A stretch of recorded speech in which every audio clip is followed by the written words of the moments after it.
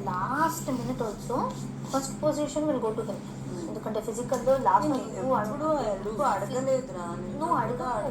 But just గుర్తు పెట్టుకో that నువ్వు వాడిని ఒక సెకండ్ ప్లేస్ వచ్చేదాకా you can try to use him a strategy. But first will go to physical. మాట్లాడుకోవాలి ఫ్రెండ్స్ కాబట్టి మీ ఇద్దరు మాట్లాడుకోండి. నేను ఎవరితో మాట్లాడి నిన్న కూడా నా పక్కన ఉన్నాడు కాబట్టి రే నాది ఫస్ట్ పడితే నీ ప్లాట్ఫామ్కి వస్తా అన్న. వాడు ఇమీడియట్ ఓకే అన్నాడు. అదొక్కటి నేను మాట్లాడుకున్నాను తప్ప మైండ్లో నానా వేరే వేరే స్ట్రాటజీస్ ఉంటాయి.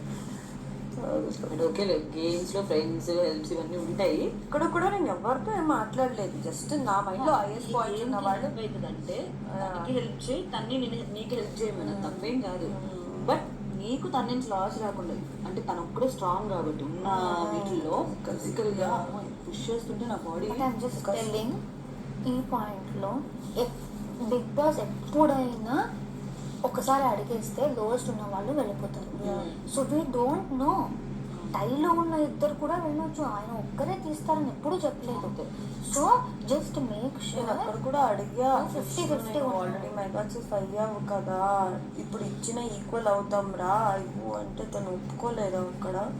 సో తను అటాక్ చేస్తే నాకు అర్థమైంది. పృథ్వీ కూడా విష్ణు చూశాడు మధ్యలో వీళ్ళిద్దరు నన్ను అటాక్ చేస్తారు అని. అన్నీ అడుక్కున్నాను అలా ఇట్స్ ఓకే. ఓకే బట్ వాడు నేను పృథ్వీ కూడా గుర్తు చేశారే, తెలుసో తెలియకుండా వచ్చిందిరా 10 పాయింట్స్ నేను తక్కువలో, నువ్వు ఆ 10 పాయింట్స్ నీకు వచ్చింది అంటే గేమ్ ఇస్ గేమ్ అన్నాడు. అప్పుడే అర్థమైంది ఓకే.